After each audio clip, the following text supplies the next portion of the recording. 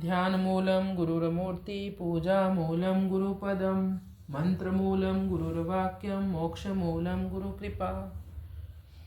श्रीमद्भगवद्गीता संजय उवाच एवमुक्त्वा अर्जुन संख्ये रथोपस्थ उपाविशत विसृज्य सशरं चापं शोकसंविघ्नमानसः।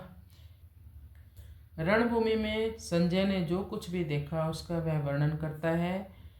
अपने ही तर्कों से थका और शोक में डूबा हुआ अर्जुन अपने शस्त्र अस्त्रों को फेंककर रथ में बैठ जाता है। यह अर्जुन कहता है, युद्ध करना संपूर्ण अनर्थों का मूल है। युद्ध करने से यहाँ कुटुंबियों का नाश होगा, परलोक में नरकों की प्राप्ति होगी आदि बातों को युक्ति और प्रमाण से कहकर शोक से अत्यंत व्याकुल मन वाले अर्जुन ने युद्ध न करने का पक्का निर्णय कर लिया।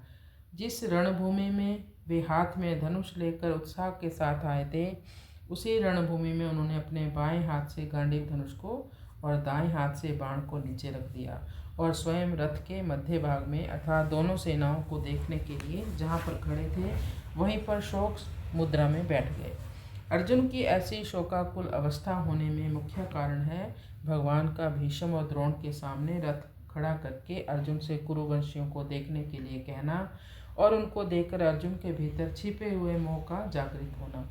मोह के जागृत होने पर अर्जुन कहते हैं कि युद्ध में हमारे कुटुंबी मारे जाएंगे। कुटुंबियों का मरना ही बड़े नुकसान की बात है। दुर्योधन आदि तो लोभ के कारण इस नुकसान की तरफ नहीं देख रहे हैं, परंतु युद्ध से कितनी अनर्थ परंपरा चल पड़ेगी, इस तरफ ध्यान देकर हम लोगों को ऐसे पाप से निवृत्त हो ही जाना चाहिए। हम लोग राज्य और सुख के लोभ से कुल का संहार करने के लिए रणभूमि में खड़े हो गए हैं। यह हमने बड़ी भारी गलती कर दी। इसलिए युद्ध न करते हुए शस्त्र रहित मेरे को यदि सामने खड़े हुए योद्धा लोग मार भी देंगे तो उससे मेरा हित ही होगा। इस तरह अंतकरण में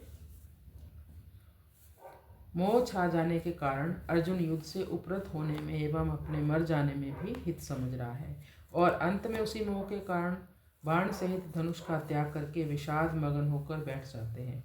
यह मोह की महिमा है कि जो अर्जुन धनुष उठाकर युद्ध के लिए तैयार हो रहे थे वही अर्जुन धनुष को नीचे रखकर शोक से अत्यंत व्याकुल हो रहे हैं। ओम तत्स्थिति श्रीमद्भगवद्गीता सुपनिषस्तु ब्रह्म विद्यायां योग शास्त्रे श्री कृष्ण अर्जुन संवादे अर्जुन विषाद योगो नाम प्रथमो अध्याय। इस प्रकार हमने गीता का प्रथम अध्याय का पाठ किया। मैं कोई वक्ता नहीं हूँ, मुझे साधक संजीवनी गीता का पाठ करके परम आनंद की प्राप्ति हुई है, तो आप भी साधक संजीवनी गीता का पाठ करके परम आनंद प्राप्त कर सकते हो। अगर आपको मेरा ये गीता का पाठ अच्छा लगे तो इसे प्यार से ज़रूर सुनिएगा। अब हम दूसरे अध्याय का पाठ करेंगे। श्री कृष्णाय वासुदेवाय हरे परमात्मने प्रणत क्लेशनाशाय गोविंदाय नमो नमः।